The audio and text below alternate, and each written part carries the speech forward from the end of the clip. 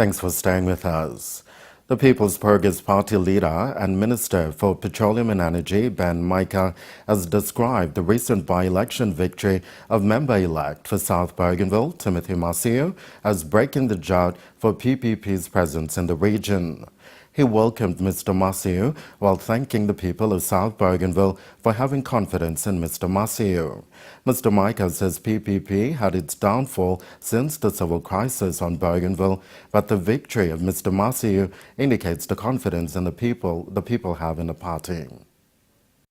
More significantly, this seat PPP has tried for 45 years to take from the Malaysian Alliance and the Pangu Party in elections previously, and we have not been able. We have represented the seat of North Bougainville through the late Donatus Mola. We represented the seat of Central Bougainville through the late Joseph Aguilio. We have never represented Bougainville in the provincial seat held by Mr. Momis, and this seat has eluded us for 45 years, so it has also broken the drought. I'd like to thank the voters of South Bougainville. A Pentecostal church officially opened a new church building yesterday at Garahu in Port Moresby. The new church building was opened and blessed by Bishop Peter Wyme. Also in attendance were fellow pastors from Morobe, Chimbu and Mount Hagen. Church pastor Peter Kenny said during the opening that his congregation has not had a proper church for the past 3 years, and this new church was a blessing. Gregory Avira reports.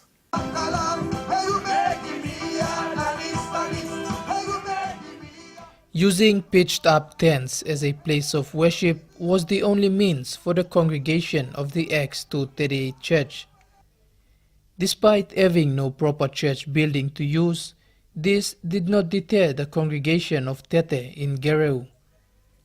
4 years down the line, and the church has successfully acquired a piece of land to build its new church. Fellow church members from as far as Morobe, Chimbu and Mount Hagen were invited to witness the opening of the new church. Anointing oil was sprinkled from the gate leading up to the church as a blessing. The church's bishop, Peter Wyme, officially cut the ribbon to mark the opening of the new church. While the congregation now has a new church to worship, getting there was quite a challenge. Rainbow. Backside lo yard where all car stop long end me put him sell or backyard me lotu stop since 3 years ago. Now behind me come in sell or tete me kisim nupla by nupla block. Now me build him this church. I'm now 4 years old now. The opening of this new church brings to 2 the total number of X238 churches in the National Capital District. It currently has its fellowship throughout 16 provinces and hopes to expand. Gregory Avira, NBC National News, Port Moresby. Overseas, Pakistan is mourning the death of well-known philanthropist Abdul Sattar Eidi. He founded one of the country's largest welfare organizations. A funeral for the 88-year-old is expected to be one of the biggest in its history. Abdul Sattar Eidi devoted his life to the poor and the destitute.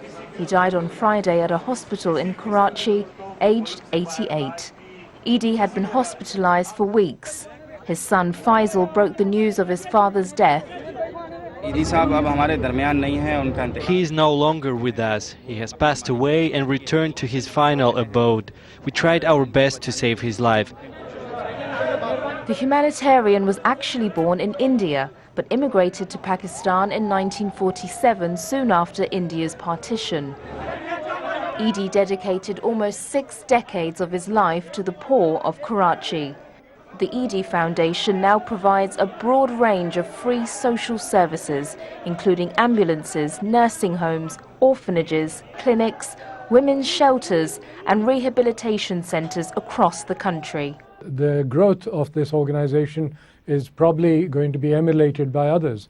Even today in Karachi, which is a city of almost 25 million people, there are at least a dozen to 15 very major philanthropies and charitable organizations that are now modeling themselves on Eidi. So even if the Eidi Foundation becomes one of many there will be others taking his work forward.